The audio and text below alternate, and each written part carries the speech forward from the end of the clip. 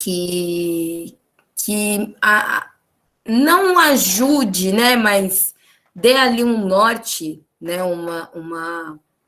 um olhar mais amplo sobre educação inclusiva, não para que eu não vou chegar aqui com respostas prontas, com faça isso com um aluno com essa deficiência, ou faça aquilo com um aluno com outra deficiência, mas que a gente possa junto, debatendo os temas que eu trouxe aqui, os temas que forem propostos, entender e tentar ver como que nós podemos mudar, né? Porque a grande sacada da educação inclusiva é essa, é o quanto que muda em você para que você mude a realidade dos seus alunos. O quanto que olha para você, o quanto que você se encontra quanto pessoa, quanto professor, quanto ser humano, quanto professor anticapacitista, e aí você pode chegar à realidade dos seus alunos com deficiência e derrubar as barreiras ou garantir adaptações razoáveis para que ele se sinta de fato incluído, né? E eu começo essa análise pensando que não é sobre atividade extra, né? A gente não está falando aqui sobre atividade adaptada, a gente está falando aqui sobre como que nós podemos proporcionar um ambiente mais diverso, porque educação inclusiva não é só sobre pessoas com deficiência, ele é sobretudo de pessoas com deficiência, mas não é só.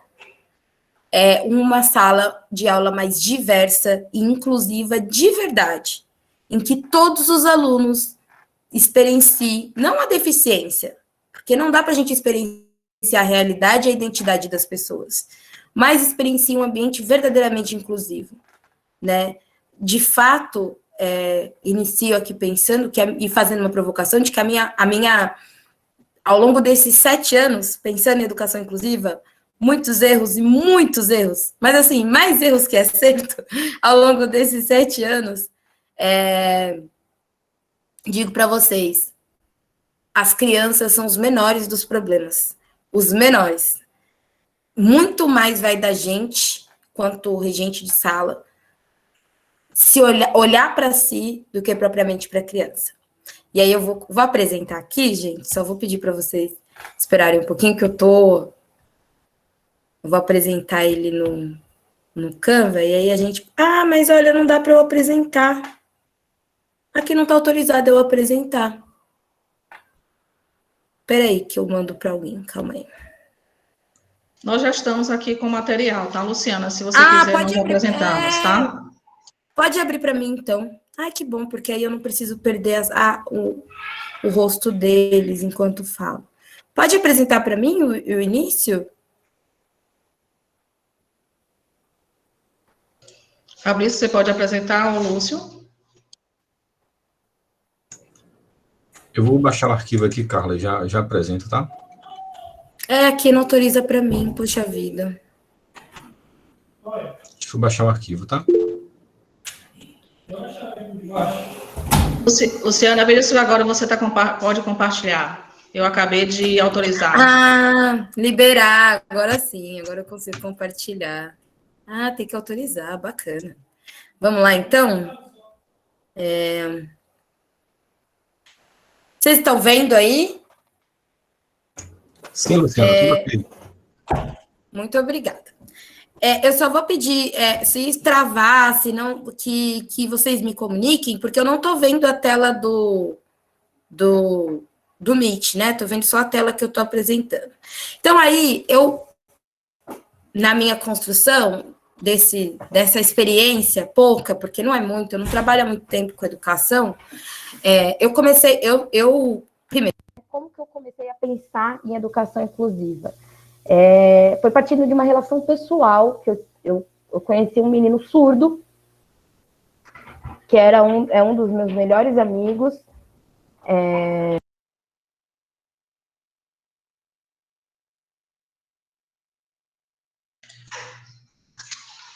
Eu conheci um menino surdo, voltei agora que eu estava aqui, que acabou. E aí, esse menino é meu amigo, um dos melhores amigos que eu tenho na vida. A nossa amizade foi basicamente essa. Eu gosto de contar essa história porque isso fala sobre as relações com pessoas com deficiência. Então, a gente se conheceu, saiu, foi para um barzinho, antes de eu ser professora, antes de eu pensar em educação, antes de eu saber que o rumo que eu ia seguir na vida era educação. E aí a gente foi para um bar, né?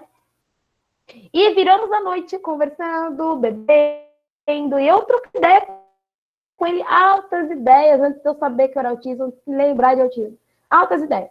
E aí esse menino, no final da noite, a hora que a gente vai deixar a pessoa em casa, ele fala assim, ele mandou assim para mim, olha, eu sou surdo, mas eu sou oralizado, e eu simplesmente não ouvi nada do que você me disse a noite inteira, mas eu adorei o papo, adorei a conversa, adorei a noite, quero continuar sendo amigo de vocês, mas tá tudo bem. E aí eu fiquei, né, falei, gente, eu poderia ter confessado um crime para esse menino, pro Vinícius, né, da Nobre, que eu já posso falar o nome dele, e aí eu poderia ter confessado um crime para ele, e ele, não, mas a noite foi muito agradável, foi muito divertida. Obviamente, viramos super amigos, e aí o Vini me ensinou Libras, e aí quando eu comecei a conviver de fato, a me relacionar de fato com pessoas com deficiência, não só no âmbito de, conheço um, distante, trabalho com um, eu comecei a ver as dificuldades que o Vini enfrentava. E ele, primeiro, que ele não tinha problema em falar que ele era uma pessoa com deficiência, ele me trouxe esse olhar de pessoa antes da deficiência, inclusive em deficiência com identidade. Então, às vezes a gente estava brincando, ele falava, eu sou surdo, eu não estou entendendo, você vai ter que gritar para falar, porque a surdez dele era degenerativa, é degenerativa. Hoje, inclusive, ele está mais surdo que nunca, e a gente até brinca com ele. E aí, quem me ensinou Libras? Porque eu não aguentava mais ter que gritar com ele para ele me ouvir, porque ele ouvia bem pouquinho, né? Agora ele já está indo para o profundo, mas já estava indo para o severo, mas era uma surdez moderada, mas a identidade de surdo já estava ali. Foi ele. Um dia eu falei assim, cara, eu não aguento mais gritar com você, eu quero... Como que a gente pode se comunicar sem ser falando? Aí ele falou, aprende Libras. E aí, a gente começou o meu processo de entrar dentro desse mundo da inclusão e tudo mais. Aprendi Libras, hoje eu e eles, nós nos comunicamos em Libras, e quando eu era autista, descobri que eu me comunico muito melhor em Libras do que falando. Há momentos de crise em que a Libras, que é uma comunicação alternativa, que eu, como autista oralizada, prefiro e acho viável, muito viável. E quem dera toda a sociedade soubesse Libras, para que eu pudesse me escolher qual a comunicação naquele momento de barreira me cabe melhor. Estou contando tudo isso antes da gente começar, para a gente entender que relações escolares e capacitismo é sobre um encontro com o outro. E qual é esse encontro? Então, aí, a gente começa. Hoje a gente vai entender o que é deficiência, a gente vai entender o modelo biomédico, o modelo biopsicossocial, Convenção de Direitos das Pessoas com Deficiência, o que é capacitismo, e aí a gente vai começar a falar do papel da escola na educação inclusiva, como ser uma escola inclusiva. Esse lema é o que está acontecendo aqui agora. Então, nada sobre nós sem nós. Vocês estão tendo uma formação em que vocês estão falando, estão ouvindo uma pessoa que tem deficiência, eu, Luciana Viegas, tenho deficiência, e está falando sobre essa formação. Nada sobre nós sem nós. Qualquer decisão precisa ter a pessoa com deficiência. E a gente está falando de todas as pessoas com deficiência. A gente não está falando de pessoas com deficiência que são, em tese, incluídas, porque nós não somos. Até eu, Luciana, autista, oralizada, formada, enfrento barreiras monumentais na sociedade para acessar a sociedade. Para eu poder estar dando essa aula hoje, eu tive que dormir minimamente 1 hora para me organizar, né? E aí você conta a realidade de uma pessoa que é preta, periférica, que tem filhos, que precisa dar conta do trabalho, da casa e é autista, né? A sociedade não espera isso. A sociedade espera que a gente produza, e eu, como não produzo, porque eu não produzo tudo isso, o que eu faço? Eu fico excluída. Em menor grau, vamos pensar, que uma pessoa autista alto nível de suporte. Mas eu e ele não estamos inclusos na sociedade. E aí um pouquinho da minha história, que eu já contei mais ou menos, mas eu sou mãe, professora, tudo isso aí, fiz faculdade pela Universidade 9 de Julho, fui pós-graduada em Libras pela FMU, trabalho com educação inclusiva desde 2014, eu já tinha contado, e dos movimentos Vidas Negras. Aí é que eu vou mostrar essas fotos, porque essas duas criancinhas aí, mais uma que vai aparecer ao longo desse debate aqui. Então, eu tô olhando com o Murilo. Murilo é um menino com paralisia cerebral, que mudou, não só como meu amigo, mas mudou o meu olhar sobre as pessoas com deficiência. Foi na sala de aula, foi no erro, foi no acerto. Inclusive, uma vez a gente foi no cinema e o Murilo queria, estava muito animado porque ele ia comer o lanche, bateu no copo e derrubou refrigerante nele mesmo. E ele ficou muito bravo comigo porque eu não tinha entendido que ele estava animado e que o suporte dele naquele momento era eu acalmá-lo antes de dar comida para ele. Foi um dos processos que eu passei de erros e acertos dentro da educação especial, né? E aprendi. Primeiro a gente olha para o outro, para depois a gente querer agir quanto professor, né? Essa pessoinha que está no meu colo é a minha filha, é a Elisa Caetano. Ela não é uma criança com deficiência, mas também me ensina muito sobre como não desistir das pessoas. E aí a gente passa para o próximo, que foi quem trouxe o autismo para minha vida, que foi o Luiz. Esse menino aí, risonho, de cabelo black, é meu filho. E aí eu vou fazer é melhor eu fazer a descrição das imagens, porque eu não sei se tem alguém com deficiência visual, mas eu vou descrever. Então, o Murilo é um menino branco, né? Ele está sentado numa cadeira de rodas, eu estou em pé do lado dele, segurando a mão dele, fazendo uma atividade. Está sobre uma mesa de uma carteira, né? Uma mesa de escola mesmo, era uma mesa bem grandona, plana, e ele está com uma camisa branca, com o símbolo da escola e com a gola em verde. O Murilo usa óculos, ele não está olhando para a câmera, ele está olhando para frente e dando risada. Eu também estou dando risada. Na foto de baixo, Elisa e eu, a gente está atrás de um ambiente, né, aberto, uma floresta, basicamente, uma pracinha. Elisa tá batendo palma, uma menina negra de pele clara. Eu, uma mulher negra. Elisa tem um cabelinho black, tem em torno de 2 a 3 anos, e tá com um vestido bem florido. Eu tô com uma blusa regata de alcinha preta e segurando ela no colo e rindo e olhando para a câmera. E Elisa tá rindo e batendo palma.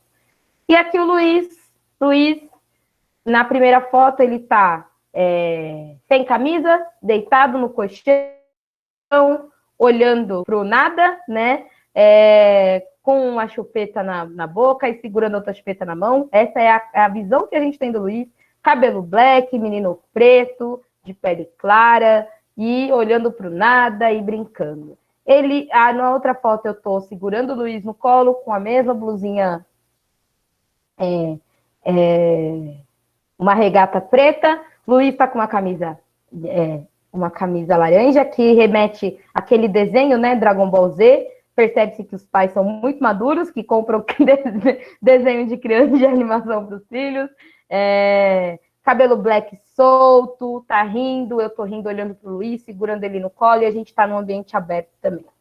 Então, primeiro que eu queria pensar aqui com vocês, fazer uma provocação, é o que se a gente pegar agora, abrir uma página no Google e colocar deficiência, vai aparecer isso.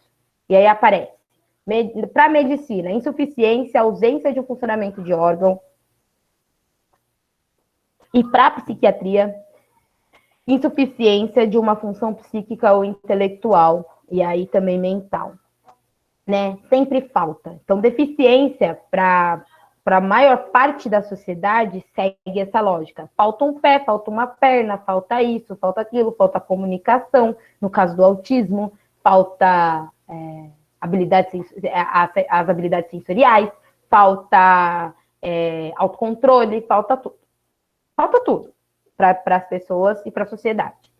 O que de fato é deficiência? E aí, quem fala disso muito bem, e eu gosto muito de indicar esse livro, é a Débora Diniz, no livro O que é Deficiência.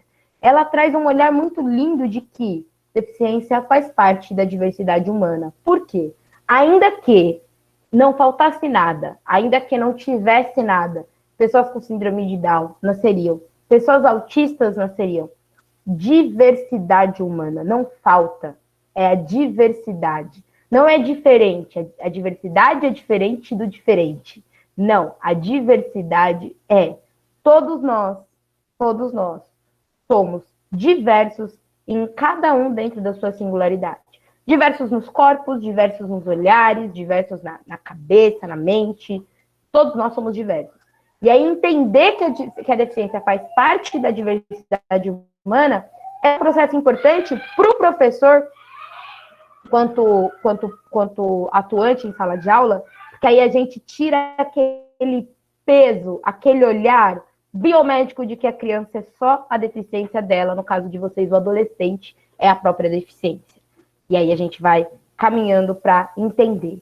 Então, o que é o modelo médico, que eu falo tanto, ou o modelo biomédico? Então, o modelo biomédico é basicamente que a saúde, ela só é saudável se ela está livre de doença, dor ou defeito, que torna a condição humana saudável. Então, por exemplo, se você não é uma pessoa saudável, falta alguma coisa em você que você precisa ser saudável. Há um padrão a seguir, ok? Pensando no modelo geral de saúde, tá, gente? O foco do modelo é sobre os processos físicos, tais como patologia, bioquímica e fisiologia de uma doença. Ela não leva em conta para diagnosticar as pessoas, para cuidar, para tratar. Dentro do modelo biomédico a gente usa muito tratar. Ela não leva em conta fatores sociais, subjetividade. O modelo também ignora o fato de que o diagnóstico ele só pode ser feito entre o resultado de negociação paciente-médico. Explico, vou dar um exemplo. Dona Maria, da comunidade ribeirinha, desenvolveu câncer. Dona Maria foi diagnosticada com câncer. Câncer não tem o que fazer, não é acordo. Tá lá, apareceu, linfoma, câncer, precisamos tratar. Ok. Mas além da Dona Maria, naquele postinho de saúde, outras pessoas desenvolveram câncer. Tem alguma coisa errada. Na mesma comunidade, tem alguma coisa errada. O médico que pensa só no modelo biomédico, o modelo de diagnóstico, a estrutura médica, né? Pensando em saúde só do tratamento, não do cuidado, ela vai olhar e vai falar assim, ok, que fatalidade, que coisa triste, infelizmente, não é para todo mundo mesmo, o modelo biomédico tá aí, o câncer tá aí, todo mundo pode ser desenvolvido, vamos só tratar com quimioterapia, remédios e quem sabe qualquer coisa. Esse é o modelo médico. Segura esse exemplo, pensa nesse exemplo, vamos falar do modelo biopsicossocial. O modelo biopsicossocial é um conceito mais amplo, ele estuda a causa e o progresso das doenças e utilizando de fatores biológicos, psicológicos e sociais. Vamos pegar o caso da Dona Maria? Dona Maria, dentro do modelo biopsicossocial de deficiência. O médico já vai ficar atento porque outras pessoas ali, o médico não, toda a estrutura, né? Outros profissionais estão fazendo o trabalho, estão trabalhando em cima do caso da Dona Maria. Então, a Dona Maria não precisa só de um médico para diagnosticar o linfoma. A Dona Maria precisa de um assistente social, um psicólogo para entender como que está a cabeça diante de uma notícia tão difícil, e um assistente social. E aí, a assistente social vai começar a entender que não é só a Dona Maria que está acontecendo isso, que tem outras pessoas naquela comunidade que também estão desenvolvendo câncer. Tem então médico, assistente social, psicóloga, toda a comunidade médica ali, os profissionais da saúde, para entender esse caso da Dona Maria e daquela comunidade ribeirinha.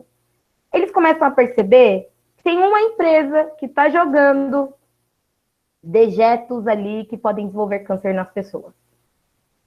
E aí, entende que essa empresa está colocando em risco a vida das pessoas. O ideal no modelo biopsicossocial é a gente entender isso e comunicar às autoridades, empresa fechada, ou móvel, ou arruma um outro jeito dessa empresa funcionar, e as pessoas vão parar de começar a desenvolver câncer. Porque não é todo mundo que vai desenvolver. São algumas pessoas que têm propensão a desenvolver. Isso é o modelo biopsicossocial. Vamos trazer para deficiência, porque eu usei um exemplo bem básico de saúde geral. Para o campo da deficiência, eu sou autista, eu fui diagnosticada tardiamente.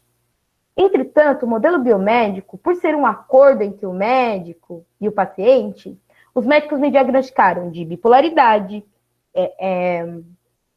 esquizofrenia, ansiedade, depressão, um monte de coisa. Fui submetida a vários tratamentos, vários. Remédio, psicoterapia intensa, fazer psicoterapia quase 2 vezes na semana e por aí vai. Um monte de tratamento que não resolvia e, na verdade, resultou em quase várias tentativas de suicídio. Ok. Quando a gente vai para o modelo biopsicossocial, que é o que eu fui avaliada, o clínico levantou a bola, eu acho que você pode ser autista por causa do seu filho. Fui para a neuro falou, não é autista não, porque você é casada, autista não casa, e claro que você não é autista. Mas ela não estava pensando em mim, no meu contexto. Ela está pensando em quê? Nos estigmas e estereótipos que ela tinha sobre mulheres negras, sobre pessoas negras, que nesse país especificamente que a gente está falando, pessoas autistas pretas nunca são diagnosticadas porque nós somos agressivos mesmo, nós somos violentos mesmo, a gente nasceu disso daí. Quem fala isso? Não sou só eu. Bell Hooks traz isso nos livros dela, até a própria Djamila Ribeiro, e agora até a gente vai falar de Winnie Bueno, que também traz uma questão de imagens de controle. Quais imagens que passam sobre pessoas negras violentas, agressivas, suspeitas, e por aí vai. E aí, quando a gente vai para o modelo biomédico, o médico olha e fala assim, eu acho que essa pessoa não é autista, acho que é dela mesmo, porque o racismo é estrutural e está aí dentro dele. E aí, dentro desse modelo, não tem espaço para pessoas negras com diversidade. Não tem. Quando a gente vai para o modelo biopsicossocial, que foi o que aconteceu comigo, eu adoro contar essa história também, sou cheia de história, é porque numa das avaliações que eu fiz, a neuro não fez avaliação comigo, né? Numa das avaliações, a neuropsicóloga olhou para mim e falou assim, você identifica as intenções das pessoas? Eu fiz 9 testes, tá, gente? Mas numa delas, o que me pegou foi esse. Você identifica as intenções das pessoas olhando pela fisionomia delas? E aí eu falei, não. Assim, aí eu fiquei pensando, né? No geral, eu não identifico. No geral. Mas, quando a pessoa é racista, eu sei, porque eu passei tanto por isso na escola, que eu acho que eu criei um negócio, um foco. Então, eu sei quando a pessoa é racista. Só pelo olhar, pelo jeito de falar, alguma coisa muda, eu falei, essa pessoa está sendo racista. E aí, essa psicóloga falou assim para mim, você não identifica. O que acontece com você é que você é uma questão de ordem social, de gênero e de raça. Você precisou identificar e você teve que começar a aprender sobre isso, por isso que você focou em racismo, para que você não sofresse mais. Autistas fazem isso. Autistas fazem isso. Às vezes pode acontecer, às vezes não, mas você hiperfoca numa coisa que aí você fica tentando arrumar maneiras de você não sofrer mais aquilo. O que se torna impossível num país racista. Então eu tô sempre sofrendo racismo. Então não adianta de nada, só causou sofrimento em mim. Então, o modelo biopsicossocial considera essas questões. Vamos precisar sempre de um médico? Nem sempre. Se o médico já tiver uma noção de sociedade, ele já vai entender um pouquinho mais. Isso é o que a gente trata do modelo biomédico, modelo biopsicossocial, pensando na medicina do cuidado, tá? Mas tudo isso reflete na sala de aula. Então, aqui estão as explicações, né? O modelo, o componente biológico, componente psicológico, componente psicossocial, os fatores sociais. Isso reflete na sala de aula. Segura a ideia do modelo biomédico, biopsicossocial, e aí a gente vai para a Convenção de Direitos Humanos, que é a nossa Bíblia dentro do movimento de pessoas com deficiência. É a nossa, com a LBI, Lei Brasileira de Inclusão debaixo de um braço, e a Convenção de Direitos debaixo do outro, para poder falar sobre o quanto que é importante a gente entender que essa convenção, ela pauta basicamente, absolutamente, muito e tudo do que as pessoas com deficiência precisam, pregam e traz. A reunião aconteceu lá em 2006, na Assembleia Geral para comemorar o Dia Internacional de Direitos Humanos. É um foco principal da luta de direitos humanos. E pensa, né, que a gente está falando sobre autonomia, a gente está falando sobre justiça, equidade social, e aí a gente está falando sobre várias coisas. E ela foi construída por mãos, mentes, né, de pessoas com deficiência. Todos os tipos de deficiência. Então, a convenção, basicamente, a gente não fala disso na escola. Não é um documento que a gente trata na escola. A gente fala sobre equidade racial, a gente fala sobre outras coisas, mas esse documento que pauta autonomia, liberdade sexual das pessoas com deficiência, que pauta muita coisa importante para a gente tratar a pessoa com deficiência como pessoa, a gente não é na frente. Nem na escola, nem na nossa formação, menos aqui. Aqui a gente vai aprender hoje. E aí, a convenção traz para a gente um debate que é bacana, que é o que é capacitismo. Essa moça bonita aí se chama Zanandra, né? É deficiente, é pessoa com deficiência física, e ela autorizou eu usar a imagem dela, porque eu acho que é bem emblemático, né? Uma pessoa com deficiência física, uma pessoa cadeirante, que ali não está usando a cadeira do modo, né? Mexe a perna. Uai, que história é essa? Que cadeirante é esse que a gente está falando, então? E aí a Zanandra traz essa ideia do que é capacitismo. A Zanandra não, a imagem, né, dela.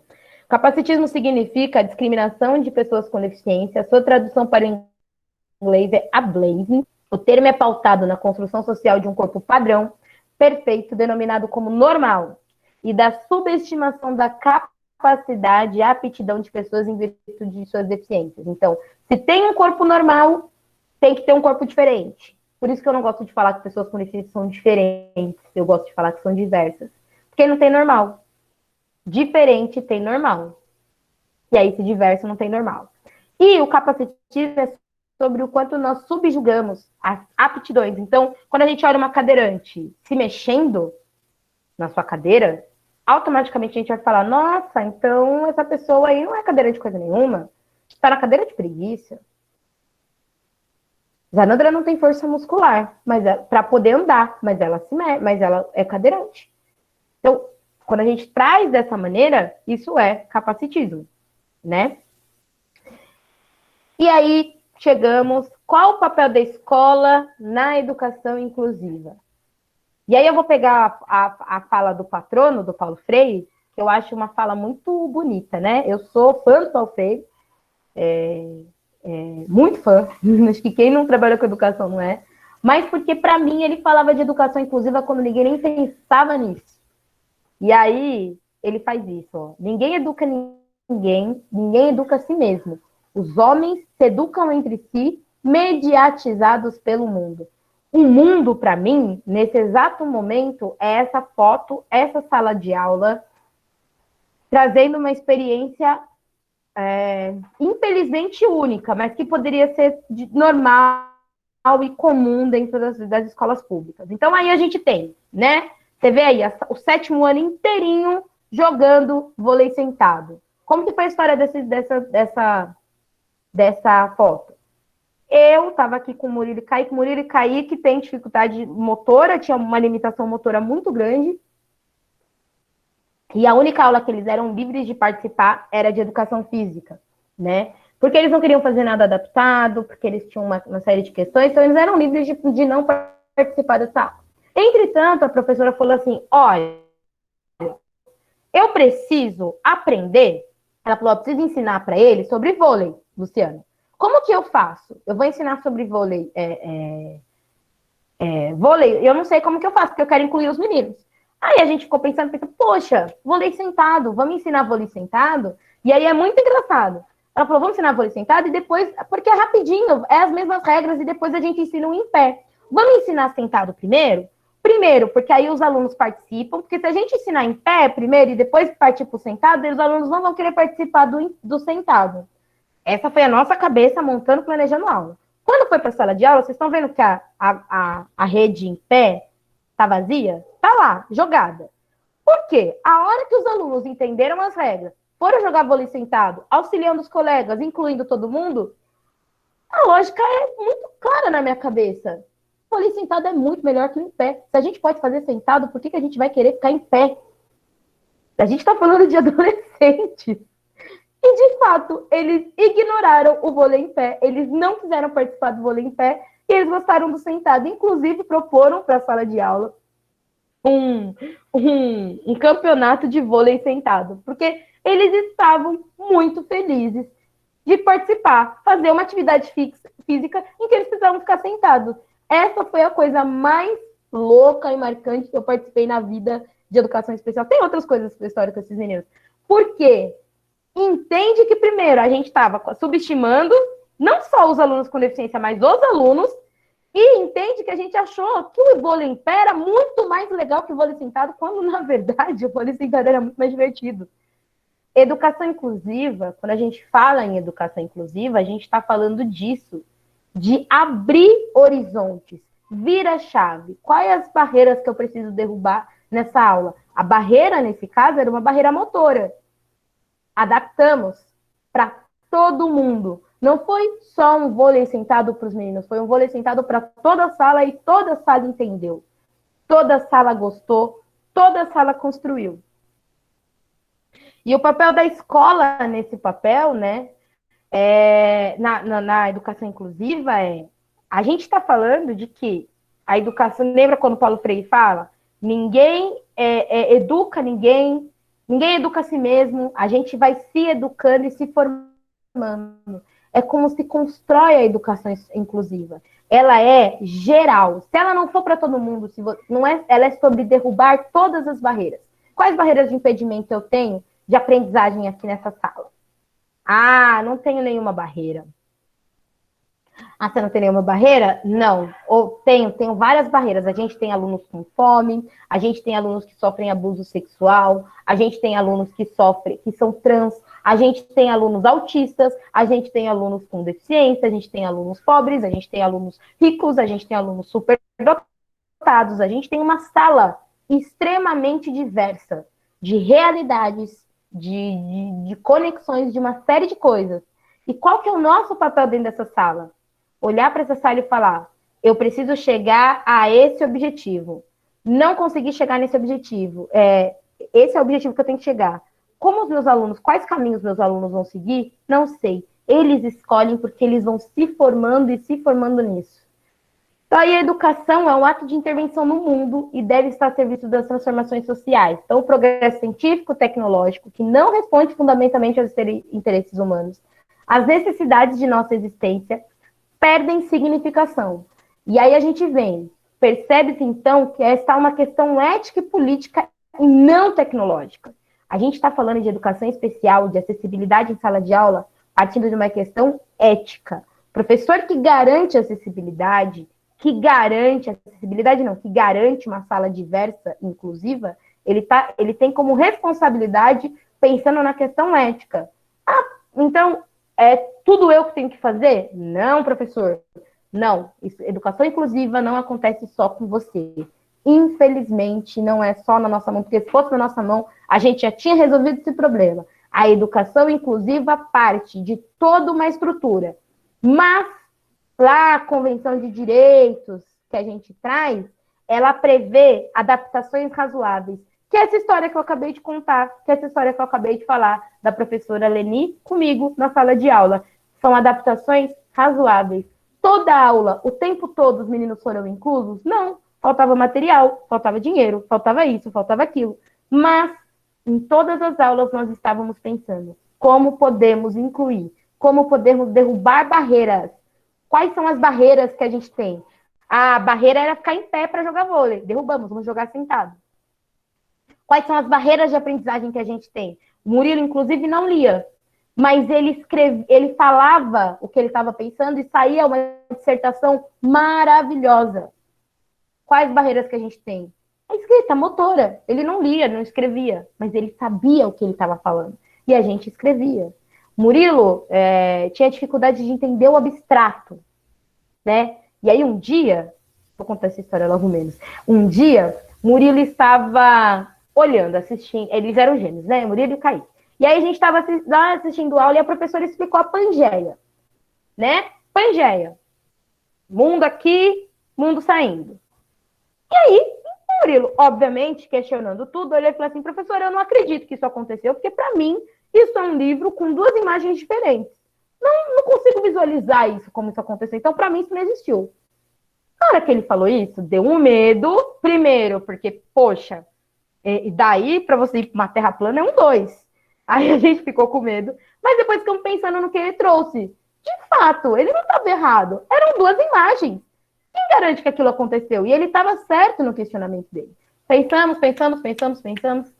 Eu e a professora tivemos uma ideia. Vamos cortar um mapa mundi, tinha uns mapas velhos na escola, vamos colocar papelão, colocar EVA no mapa, trouxemos uma bacia de água para o meio da sala de aula, colocamos o mapa mundi como um quebra-cabeça, porque ele se encaixa, né, pensando um pouquinho ali, e soltamos e esperamos acontecer.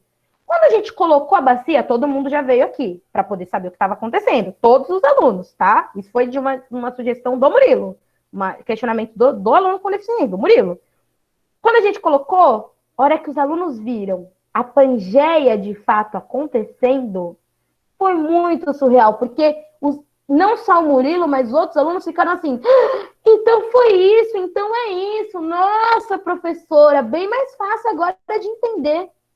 Olha, de novo, quando eu falo que educação inclusiva não é só sobre pessoas com deficiência, educação inclusiva é sobretudo pessoas com deficiência. Tinha alunos ali que não tinham entendido, mas passou batido porque você acha que questionamento bobo? Ou sei lá, você acha que a professora vai dar? Eu não entendi, eu não sabia muito bem explicar o porque eu não tinha entendido. Esse é o papel da escola dentro da educação inclusiva. Garantir que todos os alunos, todos, até aquele que não tem deficiência, chegue no objetivo e construa conhecimento coletivamente. Essa Pangeia foi assunto nessa sala durante uns 3 dias. Porque aí eles ficavam, então onde a gente está... Então, e olha o centro de pesquisa. Então quer dizer que onde a gente está pisando... Então eu estou debaixo de água? Não, eu estou em cima de água? Como assim?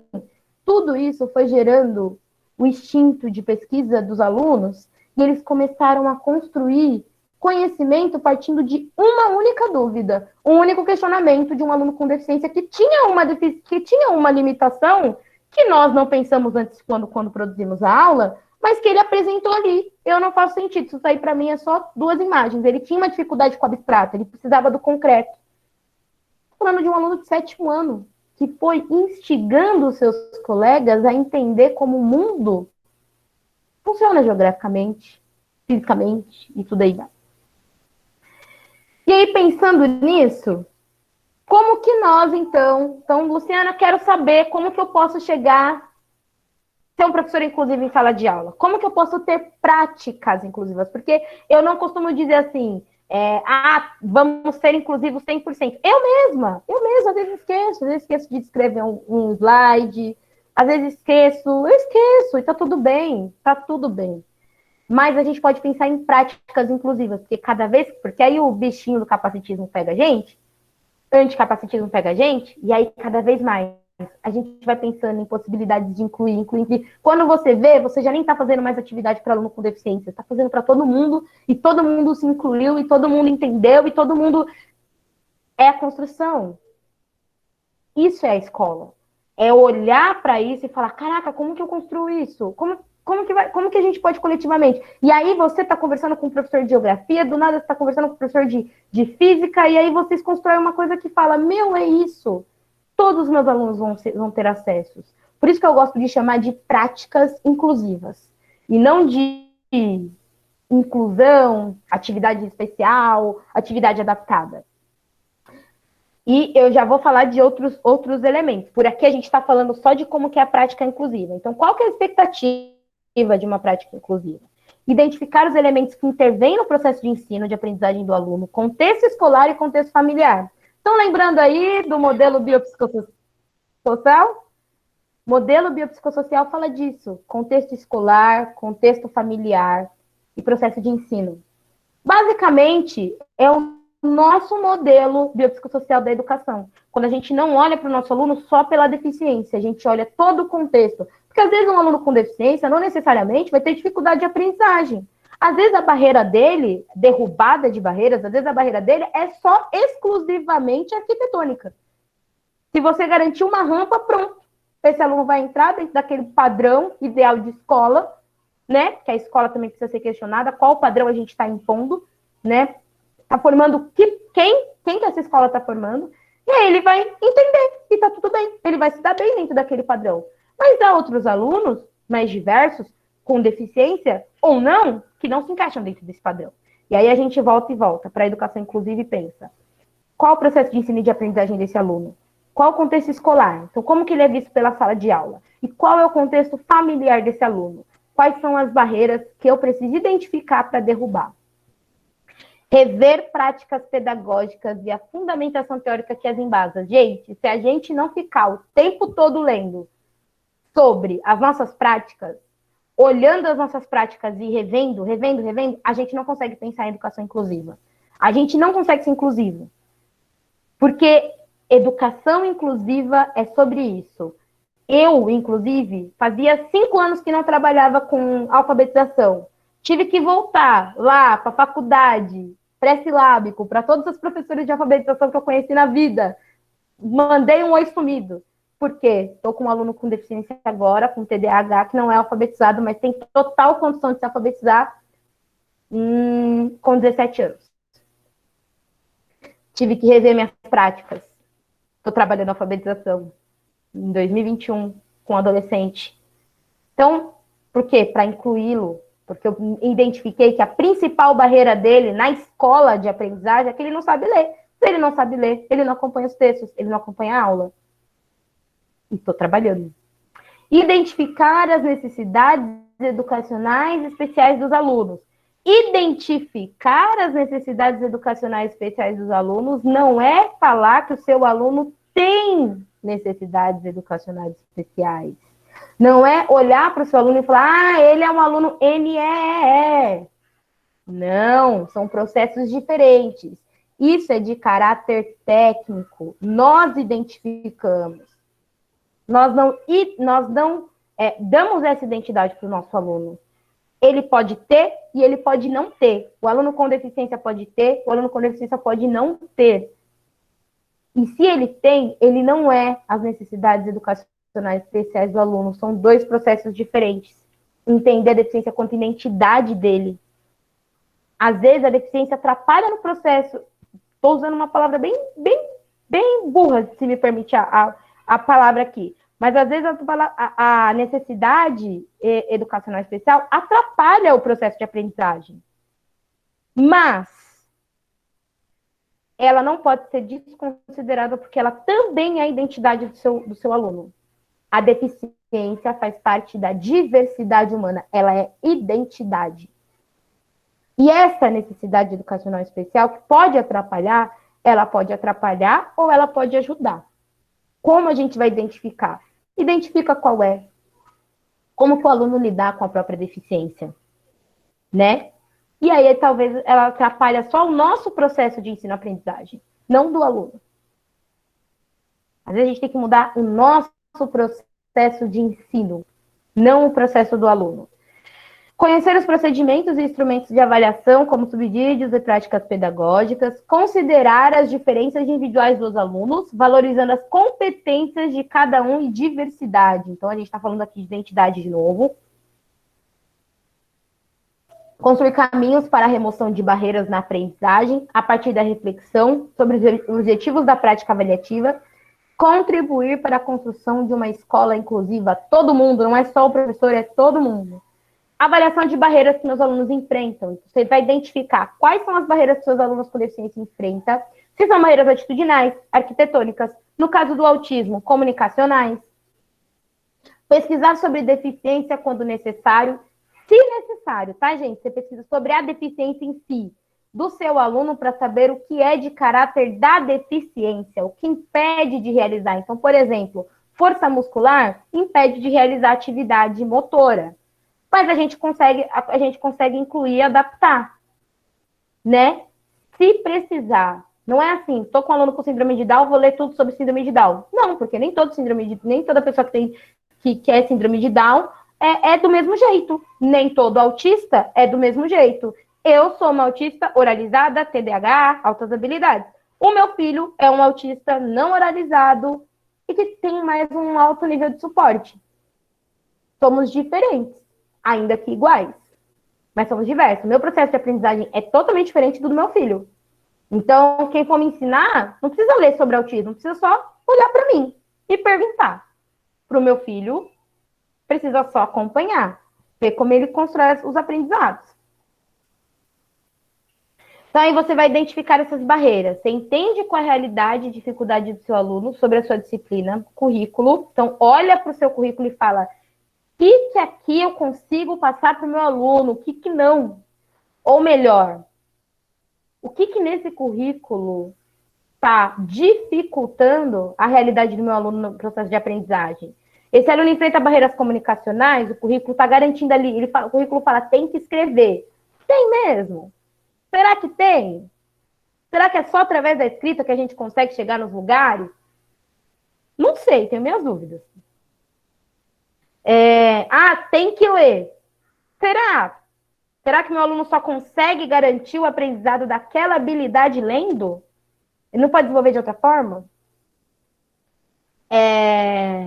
O que, de fato, você, como professor e mediador no processo de aprendizado, pode fazer? O que é de caráter técnico? E aqui é importante a gente frisar.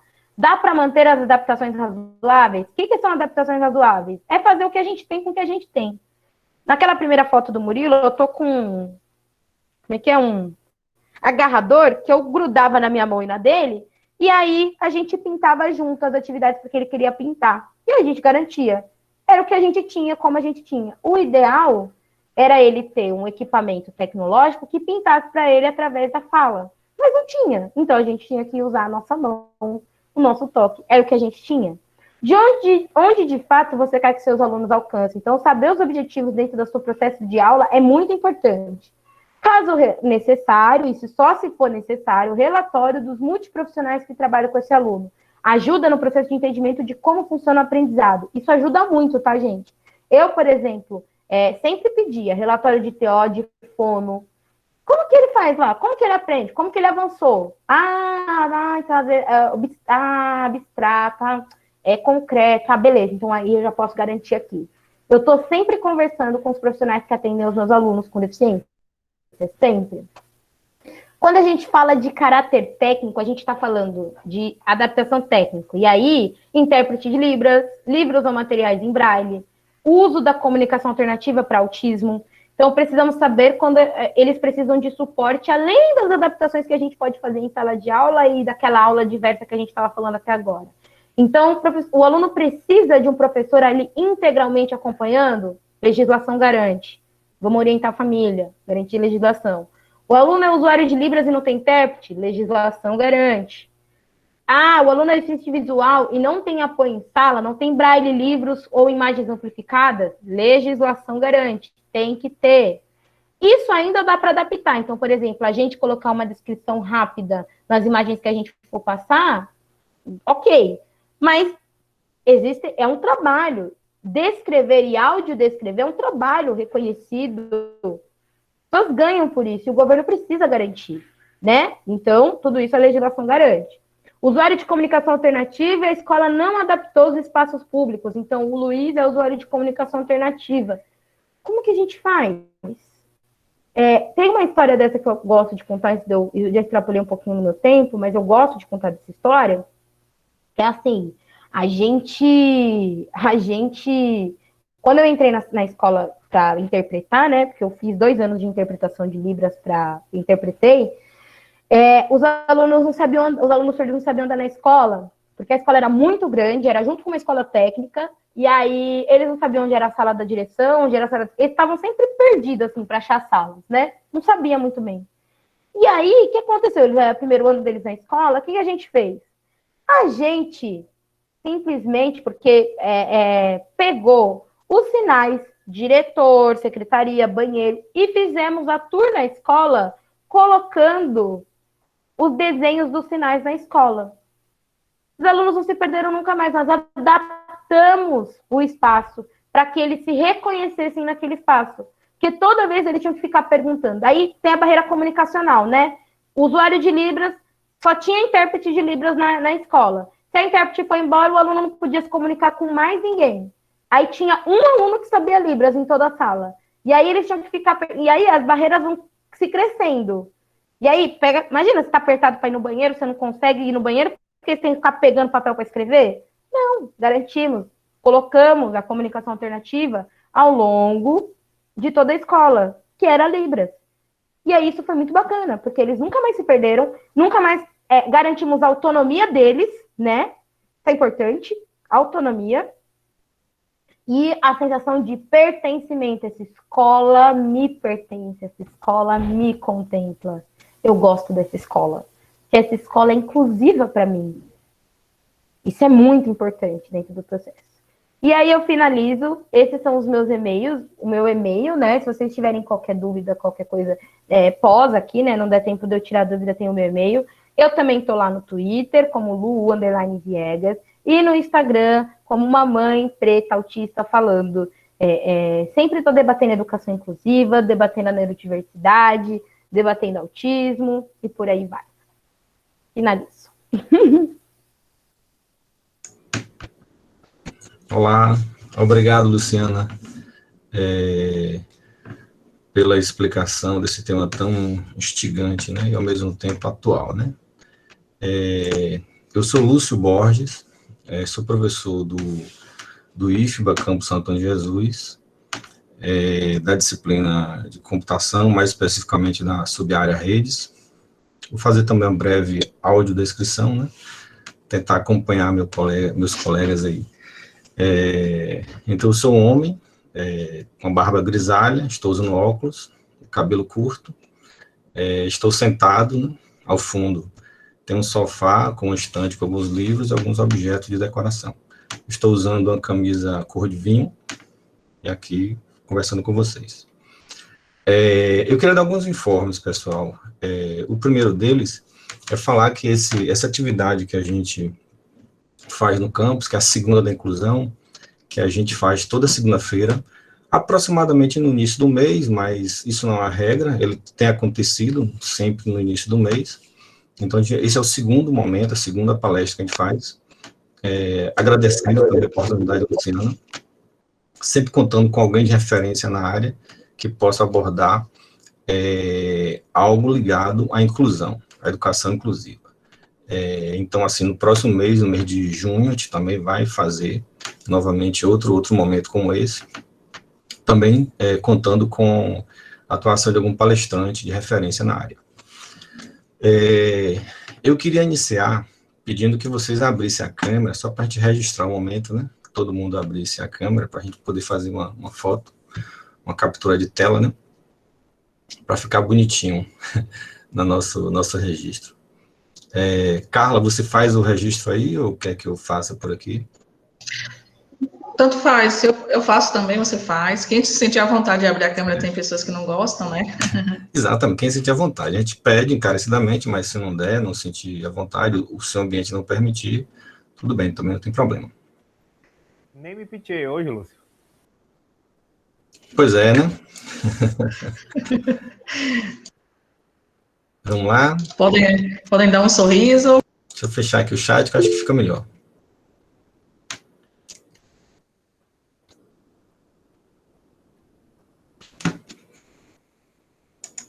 Vou tirar outro aqui, gente. Vamos lá, só um minutinho. Pronto. Então é isso. A gente já fez aqui o registro, né? Eu fiz anotei aqui as perguntas. Então, assim, seguindo aquilo que a gente propôs inicialmente, a gente faz um bloco de 3 perguntas. Nós tivemos 5 perguntas, Luciana. Eu acho que umas demandam um tempo maior, eu acho talvez de Fabrício, ele talvez precise dialogar um pouco mais. Eu acho que eu vou reduzir então para 2 perguntas, eu acho, talvez, viu? Pode ser assim? A gente tinha combinado, acordado inicialmente 3, mas vamos diminuir um pouquinho aqui, dado o fato que nós tivemos apenas 5. Então, vamos lá. A primeira pergunta foi de Carla Reis, né? Ela coloca o seguinte: como garantir esse processo de atendimento quando em muitas escolas e até institutos a equipe não é completa, ou seja, a equipe para fazer o atendimento? A segunda pergunta de Laís, ela pede para você abordar um pouco mais e discorrer sobre a questão da avaliação, né? Como fazer a avaliação com esses alunos com deficiência. Então, sinta-se à vontade. Vamos lá. Eu vou pegar da Carla primeiro que eu achei muito interessante isso, porque, assim, todas as histórias que eu contei, gente, foram de escolas que não... Era só eu de professora de educação especial. Diretor chamando professor, aluno com deficiência de doente.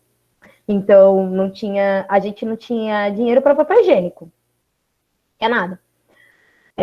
Por isso que eu falo, foram muitos erros, porque a gente não tinha o mínimo, O mínimo era papel higiênico para os alunos. Então, a gente não... Imagina com que equipe, então, não tinha, né? Mas, no pouco que a gente tinha, a gente tentava... esse exercício de estar sempre pensando como a gente garante a inclusão. Vamos incluir. Até que virou um exercício, um hábito diário. Hoje, eu, por exemplo, não consigo pensar em educação se não pensar em pessoas com deficiência, né? Eu não penso mais como... Eu pensava que era parte, mas agora eu não penso mais a parte. Obviamente, a gente precisa entender que ser aliado da luta anticapacitista nesse momento é muito importante. Garantir que esses alunos, garantir que as pessoas com deficiência tenham os seus direitos validados, né, garantidos, é importante. Então, se aliar à luta é importante, até para nós, professores, né? Mas, lá na sala de aula, estou na frente da sala de aula, o que eu faço quando eu não tenho uma equipe? Meu aluno não tem apoio, e meu aluno precisa de apoio, porque tem aluno que não precisa de professora de apoio. Tem aluno com deficiência que não precisa. Meu aluno precisa de professor de apoio? Eu posso fazer uma parceria com a mãe? Posso fazer uma parceria com a família? Eu posso buscar parceiros fora da escola que consigam conversar com a escola? Será que o diretor ou a direção me permite isso? Dá para a gente fazer isso? Tem como a gente garantir essa parceria? Meu aluno com deficiência, inclusive, ele precisa de TO, ele precisa se regular sensorialmente. Ele não tem, passou 17 anos sem ter TO. E agora a gente está eu mesma ligando na APAI daqui, que faz atendimento que tem TO, pedindo, conversando, criando parcerias. Obviamente, a minha direção olhou e falou assim, pode fazer isso, fala em nome da escola, porque o seu trabalho é sério, você está construindo um trabalho sério. E eu estou fazendo essas conexões. Ligando para juiz, ligando para promotor, ligando para todo mundo para fazer essa conexão.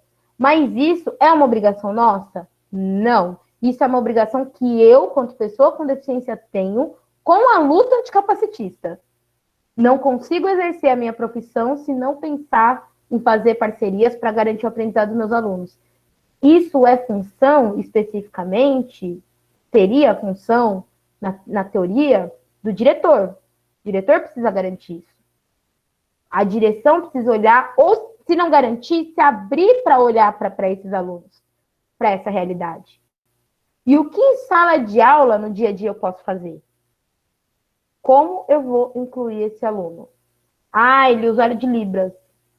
Vamos parar, então, 10 minutos da aula para todo mundo fazer o nome em Libras no final da aula. Isso parece tão pouco, mas é tão significativo para pessoas surdas, usuárias de Libras. Vamos, antes de começar a aula, se descrever para o nosso aluno cego saber como que os alunos estão vestidos, os colegas estão vestidos?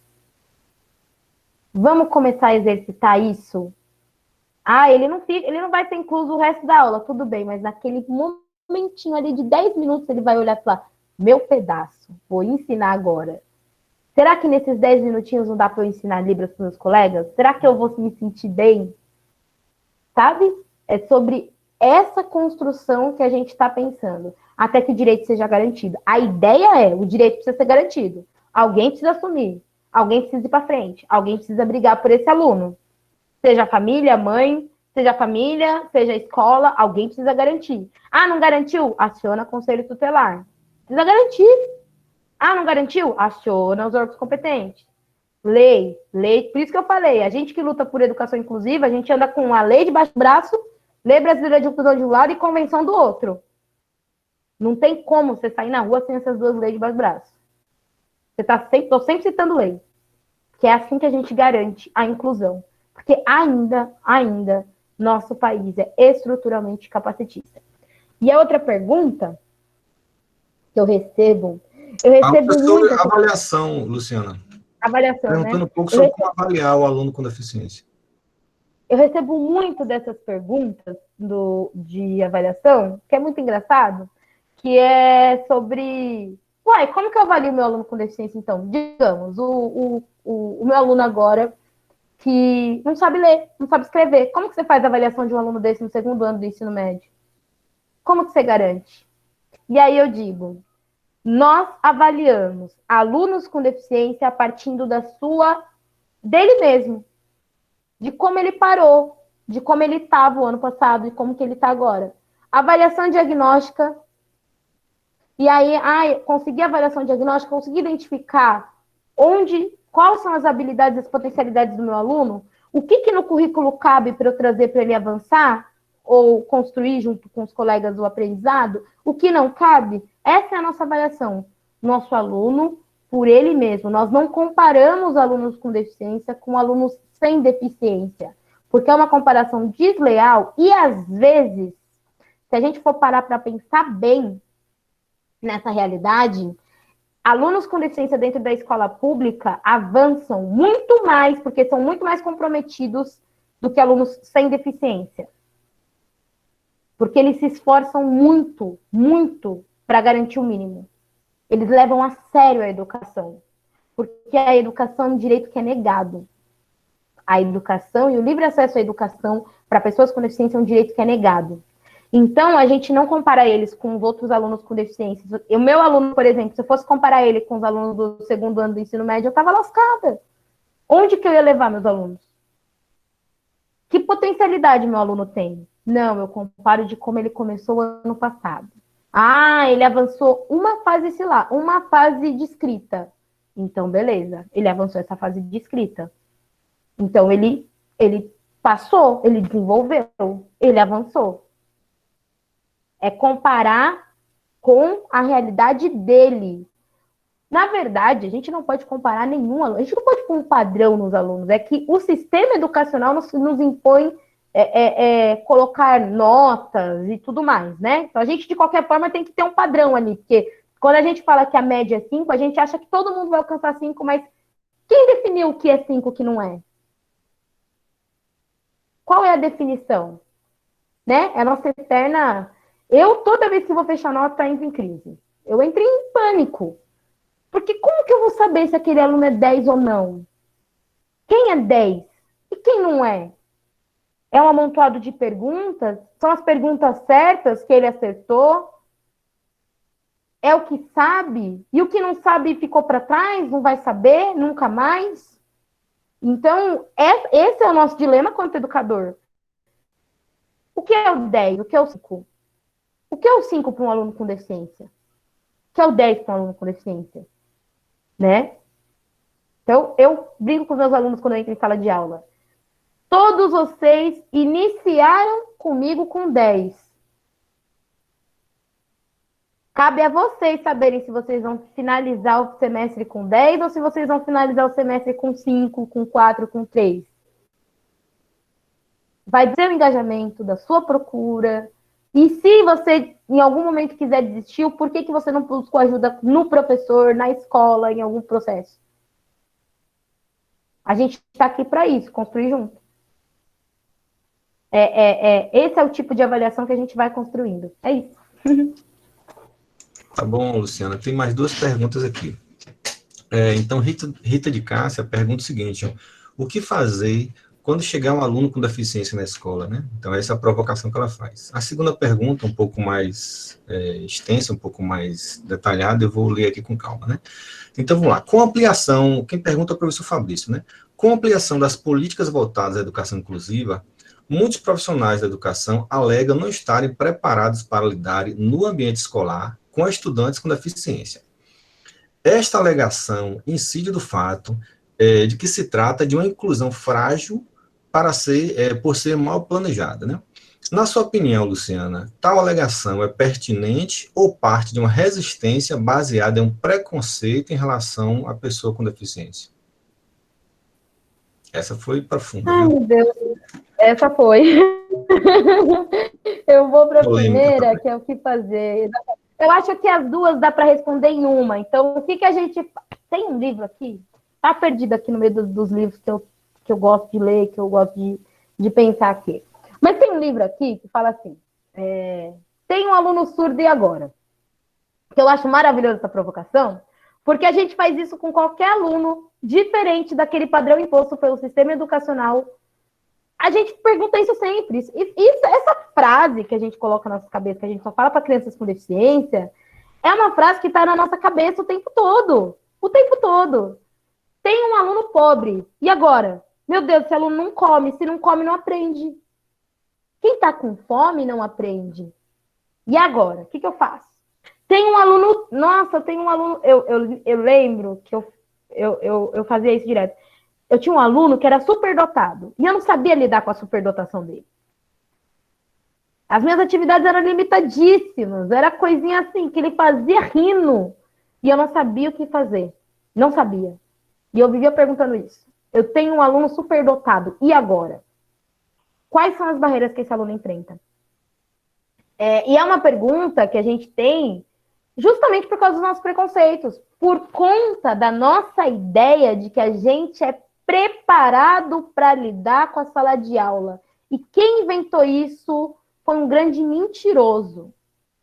Professor não se forma quando sai da universidade, a gente sabe disso. Sobretudo ser professor no Brasil. Há um ano atrás eu tive que sentar e explicar para uma mãe por que eu tinha dito que a Terra era redonda. Que universidade prepara a gente para isso?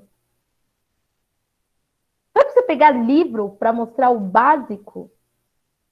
É surreal.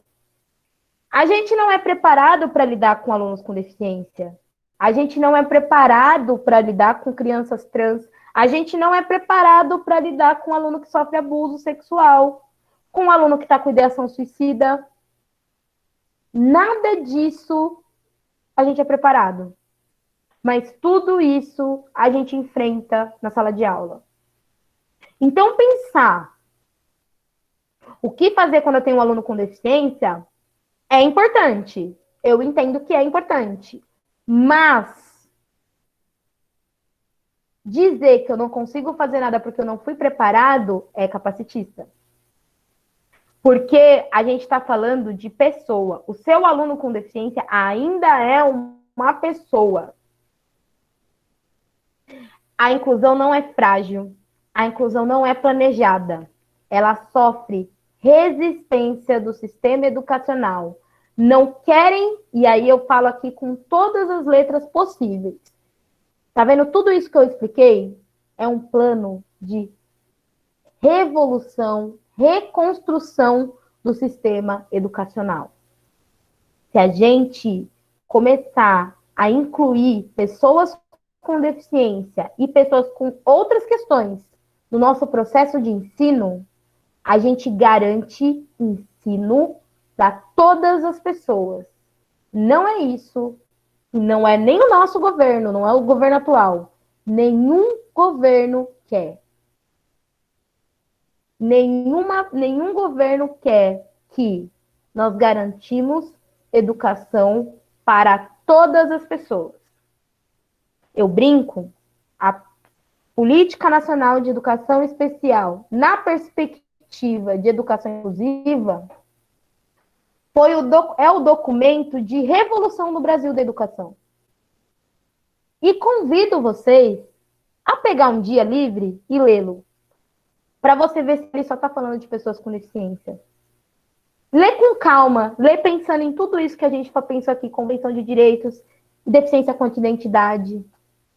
E aí você vai começar a perceber que educação inclusiva não é só sobre educação sobre pessoas com deficiência, é sobre todas as pessoas. E garantir todas as pessoas é um processo bem complexo. Porque se a gente começar a garantir educação de verdade, inclusiva e diversa a todas as pessoas, a única solução é esse sistema educacional que está posto ser derrubado e construir um novo sistema. A inclusão não é frágil, não é frágil. Ela sofre resistência do sistema educacional. Porque, afinal, para quem a nossa escola está formando? Quem, de fato, se sente incluído dentro da escola? Mulheres negras não terminam o ensino médio. 33% das mulheres negras não terminam o ensino médio.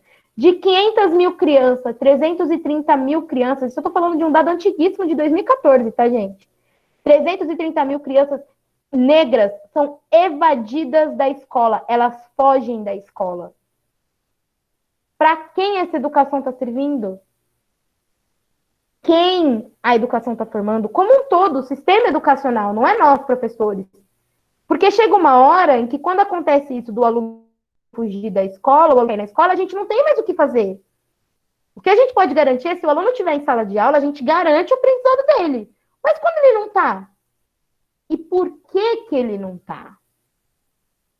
Essa é a questão. Alunos com deficiência também não estão na sala de aula. Por que não estão? E eu falo tranquilamente aqui, há um projeto político, e aqui eu estou falando de Bolsonaro, estou falando de, não vou dar nome aos bois, mas estou falando dele, há um projeto político por parte dos governantes de excluir e segregar pessoas com deficiência do espaço escolar. Porque já se entendeu que, se a educação inclusiva andar no pé que está, a educação vai começar a ser garantida e acessível a todos. E não é isso que a gente quer. Não é isso que os governantes querem. Então, quando eu chamo os professores para responsabilidade, no sentido de... eu não estou dando responsabilidade para ninguém, mas eu chamo para a luta, para construir junto com a gente, quanto educador, quanto ativista de educação inclusiva, e defender a política de educação inclusiva total, eu estou chamando os professores não para mais trabalho, mas eu estou chamando os professores para vamos reestruturar, ressignificar a educação no Brasil. É um projeto político e potente de transformação. Não é frágil. Não é frágil. É forte. É que ele sofre resistência. E aí, se você apanha, uma hora não dá certo. E as violências vêm, e acontece tudo que a gente sabe que acontece com pessoas com deficiência dentro da escola regular. Então, a melhor dica que eu posso dar hoje para os professores é: defendam a educação inclusiva total. Defendam. Não caiam nessa ideia de que crianças com deficiência precisam de especialistas. Porque os especialistas de educação somos nós que estamos na frente de campo, que estamos trabalhando com eles, que estamos lidando com pessoas com deficiência, com todos os tipos de barreira. Não é só pessoas com deficiência, é com todas as pessoas. Nós somos os especialistas de educação. Nós garantimos e dizemos, nós sabemos o que nós podemos lidar ou não. E é mais nessa lógica do que pensando que a educação é frágil. E é um preconceito tremendo pensar isso. É isso, gente. Perfeito, Luciana. Temos mais uma pergunta e depois apenas uma sugestão, aliás, uma solicitação, aliás, da Fátima. Então, a próxima pergunta, acho que é bem simples, eu queria que a gente também objetivasse, para não extrapolar demais o tempo inicialmente que a gente propôs, que foi de 1h30. Então, a Mayara quer saber o seguinte, como trabalhar com um autista de grau severo, né, que não se comunica, né, ele é ecocalia e é agressivo, né, então ela quer dicas e sugestões de como trabalhar com um autista de grau severo. Caraca, vamos lá. Autistas de alto nível de suporte. Eu sou a pessoa que mais defende a gente... Eu sou acho que eu vou extrapolar, porque essa pergunta é muito forte para mim. Pega em mim no âmbito do tipo, meu filho, até pouco tempo atrás, era um autista agressivo. Mas assim, crises e crises e crises. E aí eu ficava pensando, né? como que a sociedade vai enfrentar? E o porquê que ele era agressivo? Porque o tempo todo eu tentava reduzi-lo ao autismo. Eu tentava reduzir o autismo dele, eu não entendia ele quanto pessoa. Sabe? Acolher um autista em crise, identificar o porquê que ele está agressivo, porque ninguém nasce agressivo. Autistas, alto nível de suporte ou severos, não nascem agressivos. Existe alguma coisa dentro do ambiente, contexto familiar, escolar, que está fazendo com que ele se torne agressivo. Não fui eu que disse isso. Isso quem diz são os psicólogos, são os terapeutas. Está em sobrecarga sensorial, não está tendo tempo de entender quem é. O tempo todo nas suas estereotipias é contido, né? Às vezes o autista tem uma estereotipia de fazer isso e a mãe não gosta e fica brigando. Alguma coisa está acontecendo, derrubar barreiras. Então, entender o que está acontecendo com aquele aluno que está fazendo. É o ambiente, a sala de aula é muito agressiva para ele, saia do ambiente da sala de aula. Vai para o ambiente que ele fica confortável. Ele é agressivo, por quê? A gente precisa entender o que está acontecendo. Ninguém, a gente está falando de pessoas, ninguém nasce agressivo. Tira a ideia de que o autismo deixa a pessoa agressiva e pensa, o que está fazendo ele ser uma pessoa agressiva? E por último, eu vou contar uma história que é do meu aluno, que ele apresentou ideação suicida. Falou que queria morrer. Isso pegou muito em mim. Porque ele passa por TO, psicóloga, mas ele só falou para mim. Sou a professora dele. E aí, eu entendi. Ele me viu como um suporte. Ele viu que ele podia pedir ajuda, que eu entendi o que ele estava querendo dizer. E aí, quando eu fui falar para a psiquiatra, ela olhou para mim e falou assim, ele não tem cognição para entender o que é morrer. Ele não quer morrer. Onde se viu? Ele não tem nem cognição para entender o que é morrer. E eu achei aquilo um absurdo, né? Porque não é sobre como ele vai morrer ou não. É sobre, tá doendo. Eu quero que acabe e pare de doer. Olha, eu olhei para ele quanto pessoa, conversei com a psiquiatra e falei, tá doendo, tem alguma coisa doendo nele. A gente vai sentar e só vai sair dessa reunião quando a gente souber o que tá doendo. Porque para psiquiatra, ele falar que quer morrer é do quadro do TDAH. Porque há estudos de que pessoas com TDAH têm ansiedade e depressão e pode ser isso. Não, tá doendo. O que tá doendo? Então, o autista tá agressivo? Por quê? E aí, já falo para a professora que talvez seja você. Às vezes ele tá agressivo com você, então você é o suporte, o pedido de ajuda dele. Identifica. A gente lida com eles o dia todo, o tempo todo. Quem é professor de apoio de pessoa com deficiência sabe. A gente vive uma extensão do corpo deles. Identifica. Porque às vezes pode ser um pedido de ajuda. Pode ser, olha, eu não tô conseguindo lidar com isso daqui. Olha, tá muita coisa, muito barulho, o que eu faço? Se é mãe, identifica. Identifica por que essa criança está gritando, está batendo. Luiz era agressivo. Parou de ser. Porque entendemos. A casa mudou por conta dele. O ambiente mudou por conta dele. Hoje o Luiz não é agressivo. Na verdade, a irmã dele, que não tem deficiência, bate mais nele do que ele nela. Ele nem responde para ela. Porque a gente já olhou para ele e já aceitou ele quanto autista, quanto uma pessoa neurodiversa. E a diversidade é um processo de inclusão aqui. Ela acontece. Seja de igual para igual, obviamente, porque eu também sou autista, então o olhar é outro. Mas nunca mais tivemos crise. Quando ele começa a dar sinal de crise, a gente, esse ambiente aqui não dá para ele, não. Tudo bem, não dá, vamos embora. Esse lugar aqui não dá. Beleza, vamos embora.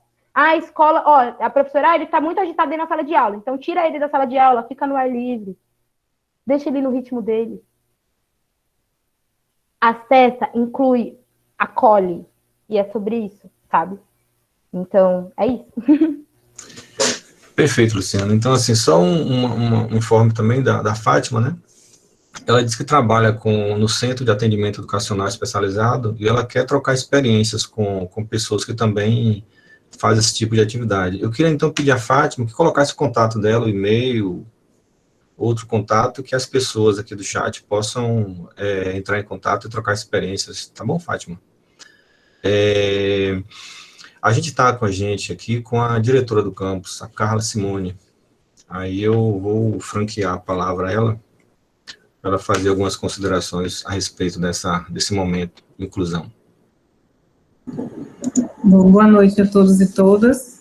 Eu sou Carla Simone. Na descrição eu vou abrir a câmera aqui, mas eu estou com uma blusa meio bege, com as peninhas. Sou negra, com a pele um pouco mais clara, meu cabelo está escovado, no fundo tem uma parede branca.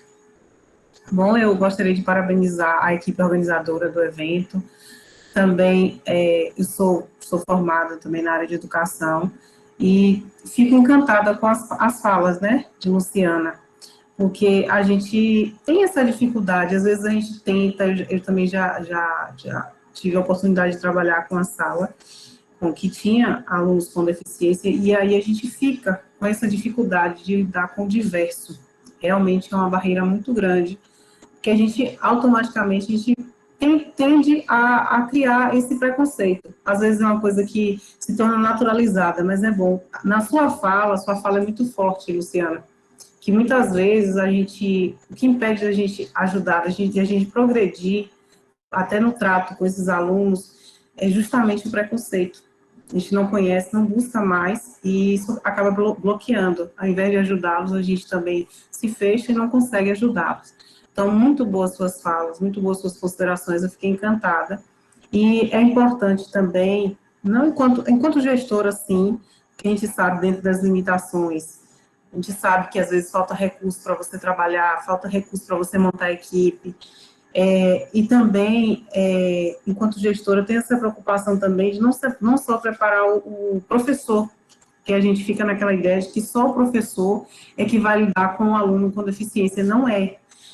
Toda a comunidade escolar tem que lidar com esse diverso, tem que lidar com esses alunos variados, com a comunidade que vem. Então, assim, não é só o professor. Eu acho muito bonito porque o professor lida muito tempo, né, com esses alunos, com os alunos de maneira geral, mas também os servidores técnicos, os servidores de apoio. Então, são todos, né, toda a comunidade escolar tem que tentar buscar esse preparo para lidar com os diversos, né?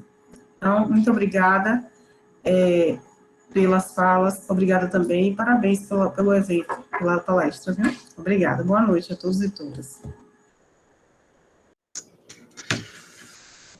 Bom, gente, estamos aqui aproximando do encerramento, então eu queria, assim, mais uma vez, né, Luciana, reforçar a nossa gratidão, nosso agradecimento por essa fala, essa palestra, né, esses ensinamentos, né, tão esclarecedores, né, desse tema tão importante, né, para que a gente possa melhorar, né, o nosso acolhimento, né, o atendimento que a gente faz aos nossos alunos, tá?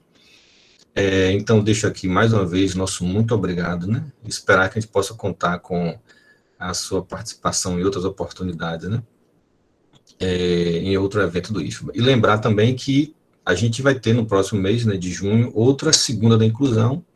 A gente não está ainda fechado, né, Carla me passou aqui que não tem ainda uma definição, mas a gente sempre divulga nas redes sociais, principalmente no Instagram, quando a gente tem mais seguidores, a gente tem mais uma audiência maior, então a gente vai divulgar no momento oportuno a próxima segunda da inclusão, tá bom? Muito obrigado, gente, boa noite, se cuidem e até a próxima, tá?